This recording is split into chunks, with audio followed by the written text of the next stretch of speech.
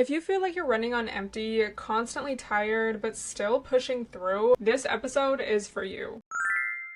Burnout isn't just about being exhausted. It's when your mind, body, and soul are literally screaming for change. And today, we're gonna learn and talk about exactly how to get you back on track. Because when you're feeling like this, the last thing you feel like doing is being motivated to create a plan and have positive vibes, you know? Welcome back to the Stella Rae podcast, y'all. Don't forget to follow if you're not already. And before we get started, I wanted to give a shout out to HelloFresh. HelloFresh makes mealtime simple, stress-free, and delicious. Their recipe boxes contain pre-portioned ingredients and easy to follow instructions, saving you so much time on meal planning, grocery shopping, and you can get up to 10 free meals and free shipping on your first box with my code down below. So definitely make sure to check them out and get you that free food. Burnout is something I've been thinking and even talking about a lot recently. I've made some IG posts about it here and there, and I recently made a main channel video kind of talking about it. But I think burnout is kind of normalized in our society because our society normalizes the grind. Which, don't get me wrong, let me know if you relate, and this is why we are prone to burnout, girlies. Oh my god. But hustlers don't stop, they keep going. You know, I like the feeling of achieving something, working towards something. You know, I like feeling purpose, I like being busy, and we're often rewarded for this, especially in the United States. It's so crazy how when people travel or live abroad, they're so shook at how much calmer the way of life is, how people don't take work so seriously. Shops close in the middle of the day. Shops will close on Sundays. People don't typically live to work. In the United States, it's so profits over people. And, in most traditional 9-to-5s and stuff, it's kind of this idea that, okay, you put your time in and then you can, relax once you retire. But so often we're treated like machines, whether that's within a company or someone that you're working for, or even if you are your own boss, if you are a content creator girly, if you own your own business, etc. I know for myself, I constantly feel like I need to be doing something. It is so hard to not, for example, be on social media, feel like I should be posting something. Oh, I need to be coming up with content ideas for next month, because it feels like anytime you're not putting energy towards that or working on something, it feels like you're falling behind. You're going to fall off, you're losing money, you're not, making the most of how many followers or views you could be getting that day. It's very addicting, and these algorithms, bringing it, to content, because that's me, but they reward you, even within a traditional job. They reward you for selling your soul to them and never taking a break, but they do not reward you in ways that are actually really substantial, there's that classic example of have y'all heard stories like this? Someone in the company dies and they replace them within a couple days. Or someone's family member will pass away and they're like, oh, can I take these days off or something? And the company is like, no. There's really a lack of humanity and just caring about people, because it's all about profit. Shareholder value. Sometimes it's very external like that, but I think often it is internal as well. We are pushing ourselves. We feel like we need to be doing more. And if we're resting, we're lazy, we're going to fall off, we're not being productive, oh my god. And this is also how people can really easily develop unhealthy ways of relaxing, in quotes, or taking a break, because your body physically cannot work and work and work with no rest and no recharge. This is why so many of the finance bros are addicted to substance. Have y'all seen Wolf of Wall Street? Because you physically cannot do that. Your body is not a machine. You cannot. You need substances to keep you going, and that does not end well. That never ends well. You either have to stop or your body is going to make you stop. It is so important that we schedule in rest, relaxation, fun, and doing nothing. I think especially if you are in a creative industry, or let's say you do content creation or you're an artist or something, we need that space to kind of do nothing in order to generate ideas, because our brains also cannot, come up with those good ideas. You're not going to have a wow shower thought if you're constantly in fight or flight. So signs of burnout include things like anxiety, depression, lack of motivation, lack of energy, fatigue. They can also start to manifest physically, headaches, a lot of tension, stomach aches, and even more serious long-term health complications. The mind-body connection is so real, and it's just so crazy that it's been proven time and time again. scientifically and just even in real life or like personal examples, but it's still not really prioritized or taught to us in like mainstream, I don't know, like health class, or like even if you go to the doctor, it's like they don't always even ask you about like your stress levels or even sometimes like your diet. Like they just don't ask. And it's like these things are such an integral part of like our entire well-being and health. And it's always like in Western medicine, it's very focused on like the symptoms, which don't get me wrong, sometimes like you need that, obs. There's a lot of things that Western medicine is good for, technology, etc.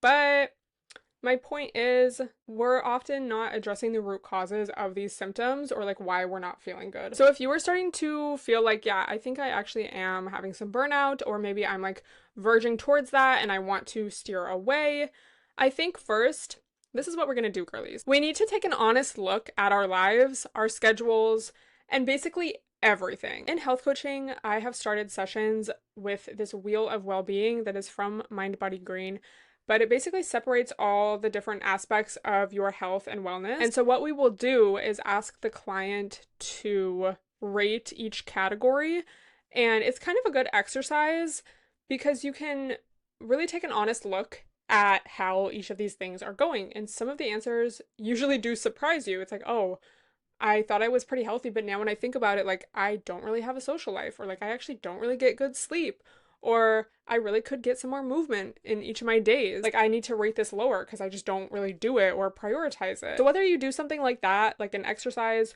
or just take an honest look at all the different areas of your life, what is out of balance? Like, what am I not prioritizing? What am I putting on the back burner? What is taking up the forefront of my energy and my time each day? And even just reflecting, like taking a pause and reflecting on this is so powerful because you're taking the honest look. So much of the time we are caught up in the moment, moving on to the next thing, looking ahead, and like even if we're feeling like anxious or like not good, it's like, okay, well, I have to keep going, I'll deal with that later. So rating the categories of your life from like 1 to 10. 10 being, this is amazing, I'm a stellar student in this. 1 being like, I didn't even really think of this until now. Then on the categories that I rated lower, I would go in and give myself like 3 bullet points for each. Maybe it's like 1 thing, maybe it's like 5 for you. Things that you could kind of switch up. And this could look like daily habits, this could look like a weekly check-in. It could just be small things. Like if movement was low for you and you know that like taking a walk really helps you de-stress, you could be like, okay, I'm gonna aim for like 3 daily walks this week. Or, you know, adjust how you see fit. And this is just an example, of course, like tailor it to your specific needs and what you feel is realistic for you and your schedule and your life. Something I did recently, like you guys know, I've been on my no alcohol journey. That has definitely helped a lot. And I also had to be honest with myself and be like, I am having too much caffeine. So I started experimenting with having decaf coffee instead because I love a morning coffee. It's just I just enjoy the experience of it, even if there's no caffeine. And that has made a huge difference in how I feel and like anxiety levels and then like a midday crash. Like I just don't really experience that as much. So I think it's just about experimenting. And also when you do kind of look at things into different categories or like break things down, like for me, it was like, okay, like I'm kind of feeling more anxiety and just like overwhelmed. Okay, let me try not having caffeine. It's like, oh, this is actually working, you know, like just having these small little goals in your daily, like everyday routine in life, it really does start to kind of give you some forward momentum and make you realize like, oh, this is something I can do something about, you know, because I think when we're not taking the time to pause and reflect, we're just kind of going through the motions, and changing anything just feels so overwhelming. If you're looking at an entire problem or like it's like your life and you don't feel good in it and you don't really know why, and it's like, oh, well, I'm so busy, I don't even have the time to think about that. It's just, it feels like something else you're adding to your plate, and it's like literally, it feels like it's contributing to the burnout. But when you can just take that moment, break things down into small steps, or even just identifying like, okay, what is stressing me out more than other things? What is taking more of my time and energy? What am I kind of, again, like putting on the back burner in terms of self-care or rest or relaxation or socialization or anything like that? and what are just a few small steps I could take. I don't need to do them all at once, but even implementing like one different thing this week and just trying, it's that problem solving mindset. And again, that will give you that forward momentum in a healthy way. Like, not just like, let's keep adding things to my plate because I feel like I need to be doing more, but like, oh, I actually can feel better and there's something that can be done about this.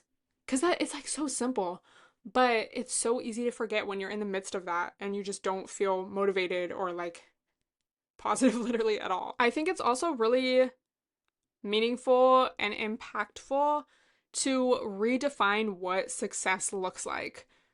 So let's just, like, for example, if in the past I've been like, and I still do this, I'm not gonna lie, but I'll be like, I want to make like this many short form videos this week, for example. And it's just like way too many for me realistically to do and like be proud of every single one. But I'm just in that mode where I'm like, I want to do more, like I want to grow, like this and that. So instead of that being the goal, instead the goal would be I want to create something that I have fun making and feel proud of rather than like the number, because that wasn't working. Like I was just being more stressed out and then creating content I don't like, and then it's like this vicious cycle. Instead of I want to get this much done this week, it's like, how can I enjoy my life this week?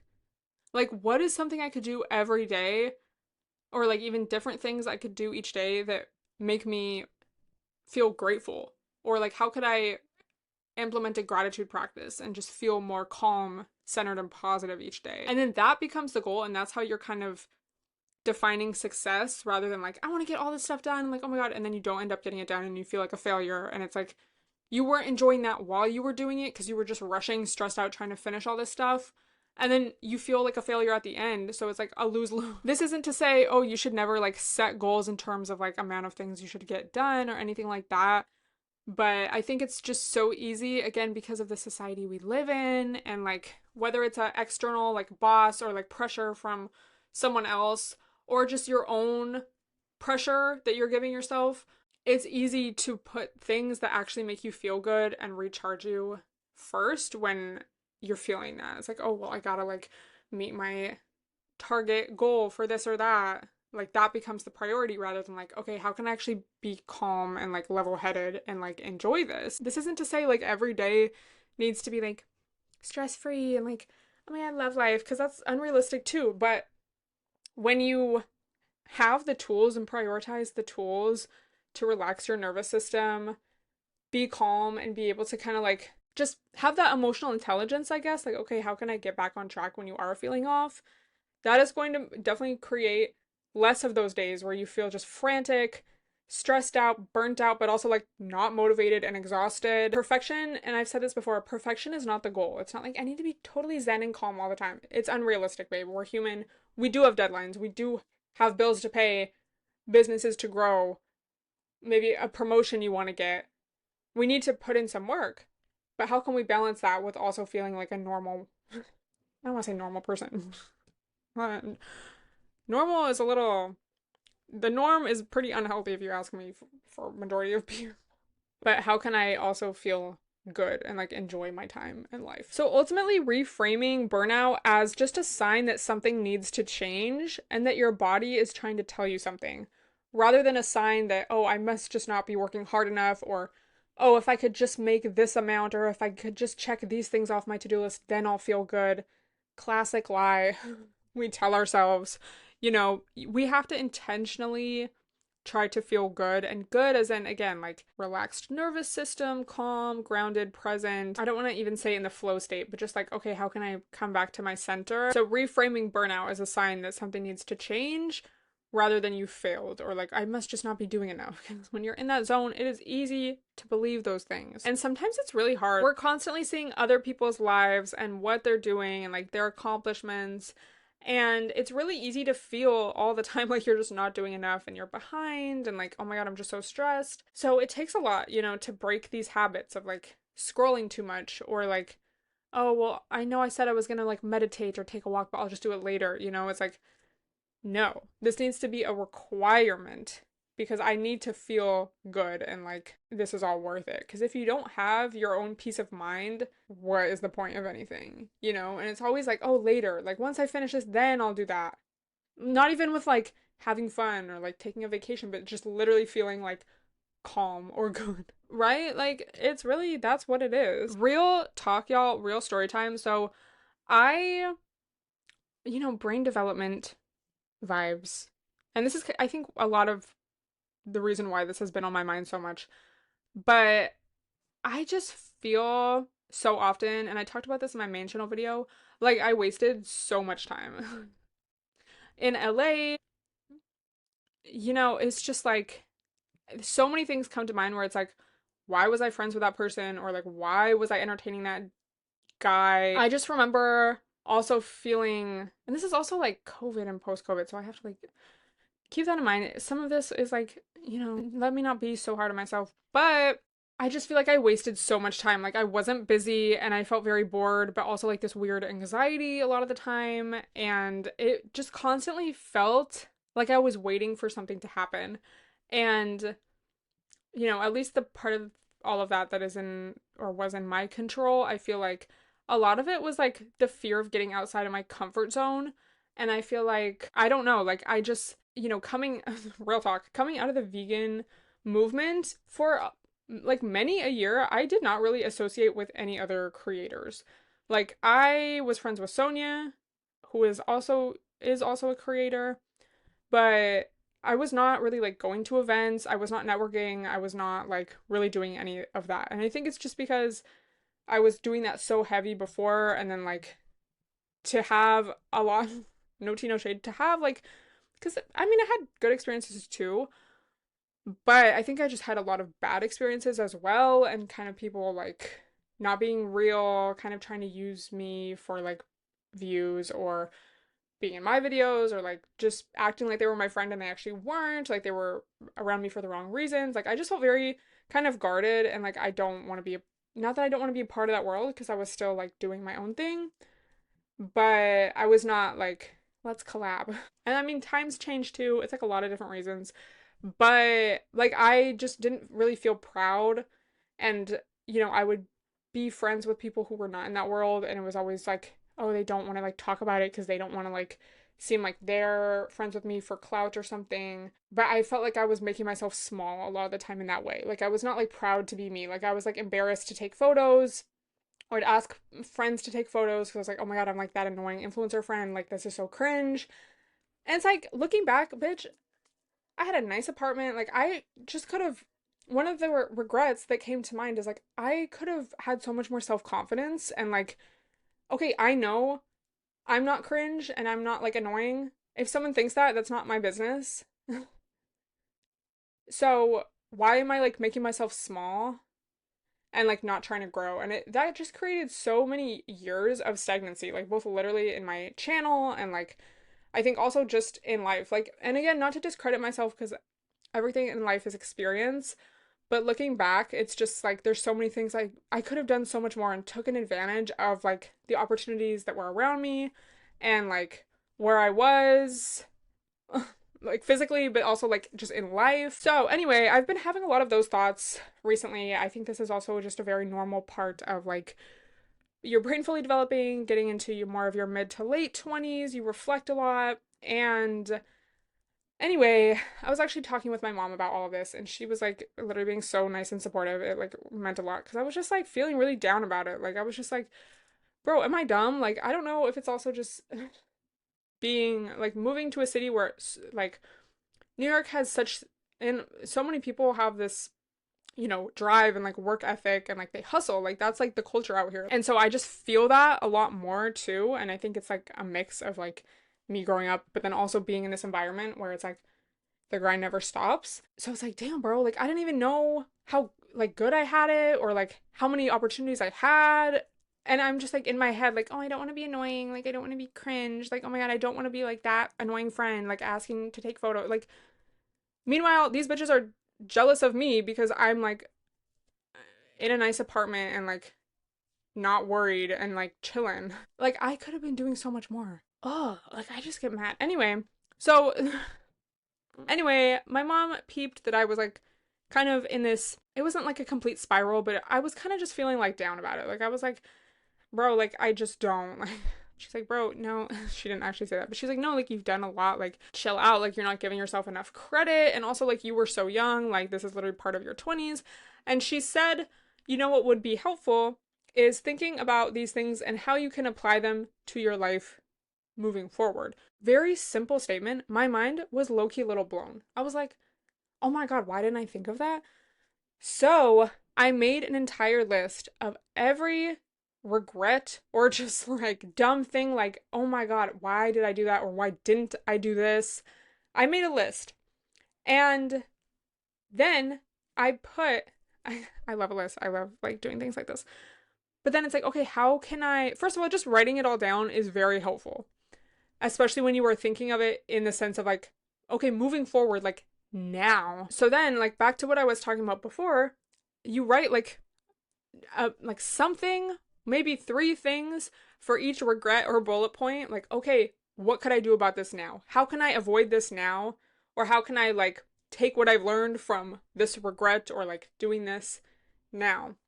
One of the big things for me, like looking back on that period, again, I just had so much free time. That was a waste of time because I could have been networking, I could have been going to events, I could have been even just like trying new restaurants. I lived there for so long, and I remember one time this guy was like, oh, so what restaurants do you go to? And I just like didn't really know what to say.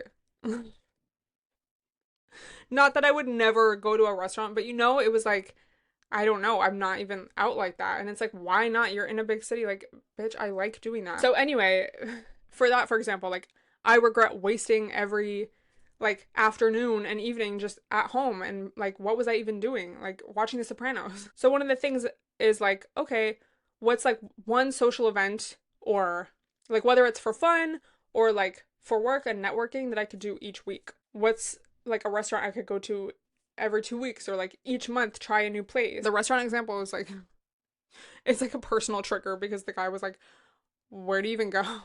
Like, I just remember that moment so clearly. But it's like, why am I living in a big city and I can't like put people on where to go?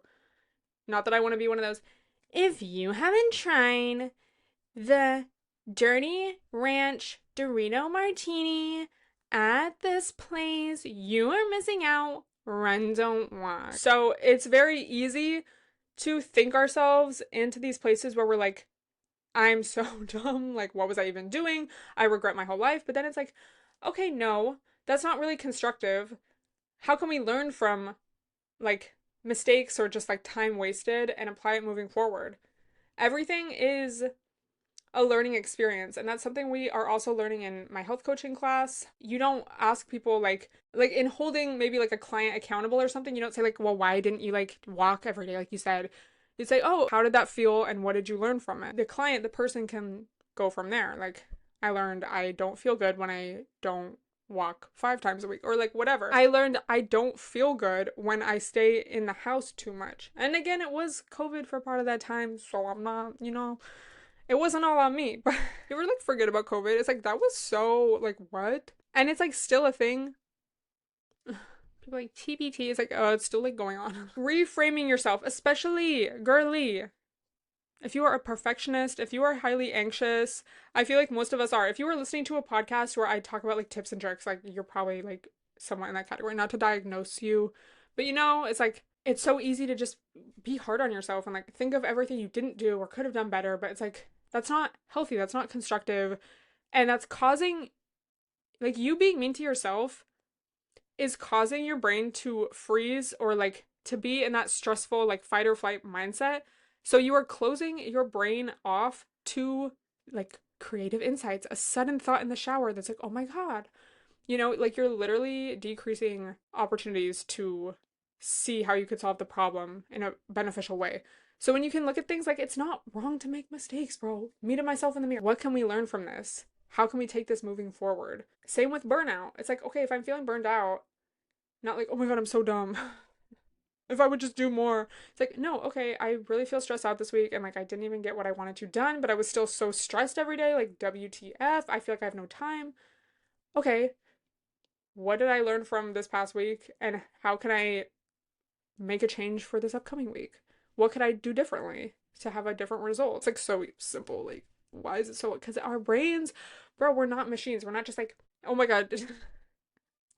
Did you guys see There was this TikTok, it was like how people wanted Carrie Bradshaw to act. And she was like, it was like a gay guy doing it, but he's like, I thought about calling big, but then I remembered that I'm actually an anxious attachment and I decided to do a healthy coping mechanism instead.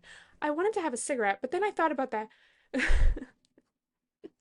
The dangers of lung cancer, and I decided instead to take a brisk walk. It's like, literally, like, we are not machines. We're not just like robots, like, I always make the right decision and I can think clearly in all situations and I don't have emotions and they don't affect me physically. Ding. It's not real. So sometimes answers are low-key in plain sight because it was like our brains are just jumbled. We're stressed, bro. The nervous system. That's why we need to practice regulation so that we can come back to that state and we can think clearly. Sometimes it's, I say that simple, but it doesn't feel that simple, you know, but sometimes it is. We just have to remind ourselves and like have some guidance to get there. I actually wanted to share with you guys a little story time that I was thinking about recently. Bro, when it comes to dating and being like, wow, what? And I do not hold myself accountable. I don't look back at this story like, oh, I was so dumb. Like, I mean, yes, but it's like more so to me, like, I was obviously so young. Why was this grown man trying to talk to me? Talk in air quotes. So basically, I think I was 18, like going to turn 19. No, I must have been 19. So I'm 19. I'm going out. LOL. I go to this club. It wasn't really a club. It was like a bar at a hotel would have parties, and my friend and I would go to them occasionally. So we went to one, and I remember during I don't remember, like I was gonna say during the end of the party. No, I ended up meeting this guy, talking to him. We like exchanged numbers, and I remember this is when Insecure was like first airing, like, or maybe the first season had already come out. It might have even still been going on. I don't know. But I was watching that and this guy looked like Dro, like so much. And it's actually so funny because then another time when we went to this specific party, same location, everything, Dro was like the actor was actually there with like two of the other bros from Insecure. So that was so funny because I'm like, what? Like I met this guy that looks like him and then the actual actor was there. But anyway, so he's like tall. He didn't look exactly like him, but like he looked like him, like enough. And so that was just like funny to me. Anyway, we end up going on a date and bro, he was 38. I am 19. And it's like, why are you talking to me? But I remember we went on a date and we went, I think we, no, we went to this rooftop bar and then we got food after, I think. Something like that. But I remember, so we're at the rooftop bar and I had to, guys, this is so embarrassing actually. Like, it's so dumb because I would just never do this now. But I was like, first, you know, going out and like going on like actual like adult dates in that sense, you know. So just imagine I'm 19. I remember the bathroom was right next to the exit and we were kind of sitting, like, there was a pool, you know, it's like, a hotel, like, roof bar. There's like a pool. We're sitting like kind of around, like not far, obviously. It's not like huge, but like at the other end of the pool. And so I just remember like having to pee and I was thinking like I had this whole thought process in my mind like if I take my purse with me, he's going to think I'm leaving. So I'm going to like leave it here so he knows I'm not leaving because the bathroom was right next to the exit to like leave.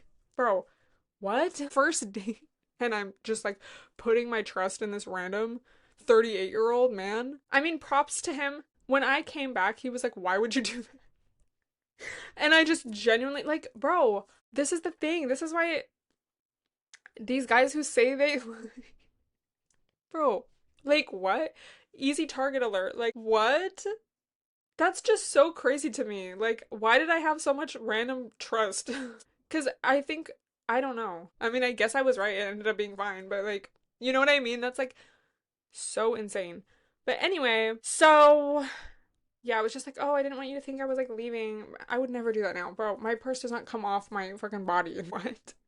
That is so crazy. But I literally had, I was like, I don't want him to think I'm like leaving. Like, oh my God, this is so awkward. No, it wasn't. And it's just like this is why these guys prefer younger girls. And obviously this is like there's more, extreme examples of, but it's just like you're kind of dumb. Like you're inexperienced. You don't always know unless, people tell you or you like grow up super like already like traumatized or like having to grow up from a very young age. That's just that's insane. So yeah, but then like this guy was so annoying because later, this was like a couple years later, we went on this first date and then like probably a year went by and then we like went on another date. Like I was like, "Oh, like how have you been? Like let's catch up." And then way more time went by. And at that point I was like, I know I'm not like interested in him, IDK. But I remember this is kind of just like a side note to the story.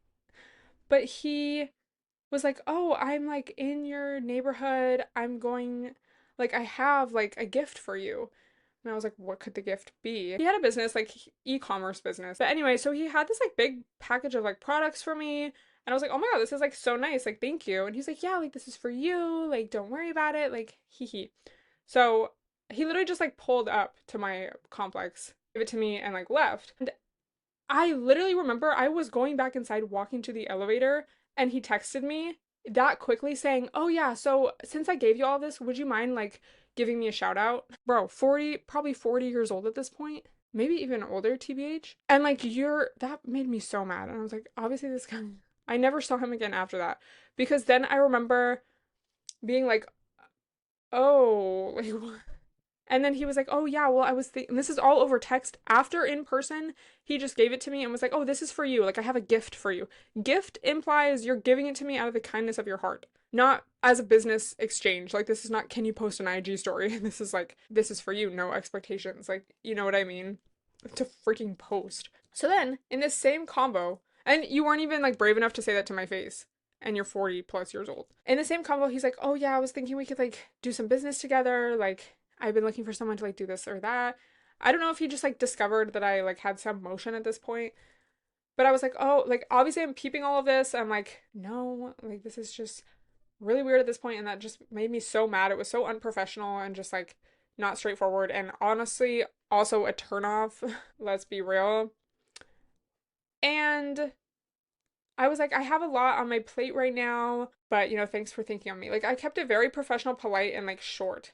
As you can see, I had grown up a lot in these like 2 years since our first date. And he got so mad, bro. It was like classic, like, when it's like, oh, well, if you tell someone no and they don't respect it, it's like, good thing you said no because like that's the type of person they are. That was the vibe. Like, he was like super butthurt and like, bro, I was so polite, even though I was like annoyed that he would do that and like not be straightforward and then like not even have the courage to say something to my face or like ask me or like, "Hey, like would you be willing like if I give you some of my products like to post it?"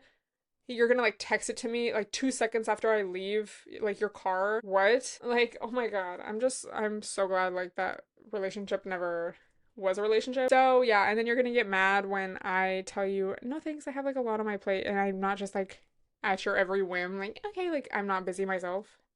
I know earlier I said I had a lot of free time, but like not for discuss.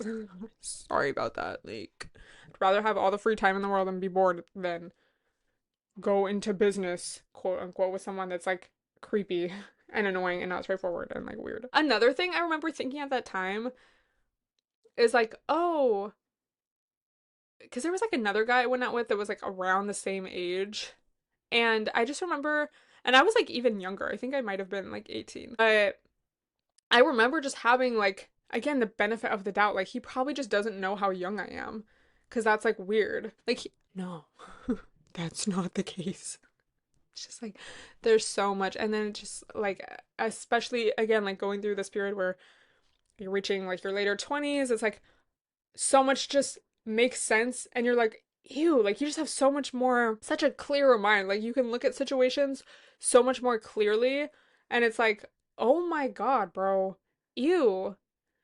And again, it's like no wonder so many of these guys prefer girls like again like under 25 or like 19 because we don't know anything at that age. Even if you have like a bunch of older siblings or sisters, and let's say you just had to grow up from a super young age and da da da, it's still like your brain is not fully developed. There's things that you can only really know and like maturity levels that you can only reach as your brain finishes developing, your body finishes developing. And like you have that experience in those years, you know? Like obviously some people are going to be more mature than others, but it's like that's just so gross. Just really like, and I posted this on my Snap story, which add me on Snap because let me know if you notice this. I posted it and some people have been like agreeing. This is like a side note, but Instagram only pushes out your story if you post one story slide. And I've been watching some videos about like Instagram, you know, algorithm updates and things like that recently, and they have been saying that too. And I've noticed that. So kind of not fun because I like posting a lot, but then it's like nobody's seeing it. Like I get like three, four, sometimes 5 or 6 times more views when I only post once a day. So I've been posting a lot on Snapchat. Snapchat is making a comeback, y'all. So add me on there. I will put that down below as well. But I put, because today, bro, I'm like hip thrusting. This guy keeps like looking at me and like low key trying to make eye contact with me. I'm just like, this is so disgusting. And then I just had the thought because he was like, you know, like he looked like a dad, like not so old, but like it's giving you have a wife and kids IDK. And it's just like, ew, it's just crazy because you, how would you ever know that your husband was doing that? You know, like you could, your husband could be a whole ass just creep and you just don't know. And you think like, oh, he's just going to the gym. Or like, oh, well, I haven't seen him texting anyone. But then, like, that's what he's doing. It's just like, what the fuck? That's disgusting. Not only that, but he's like making the women uncomfortable. Like, you're not even like, this is not, you know, oh, we're having a mutual flirting exchange. This is like you're being creepy and weird. Anyway, where was I going with that? I literally don't know. But yeah, I will be getting a new camera soon. Period. One of those things. It's like, why am I putting this off? Cameron keeps dying at the end of every episode. But anyway, I hope you guys have a great rest of your week and weekend, or a great start to your week, depending on when you're listening to this. Don't forget to check out HelloFresh and claim those free meals.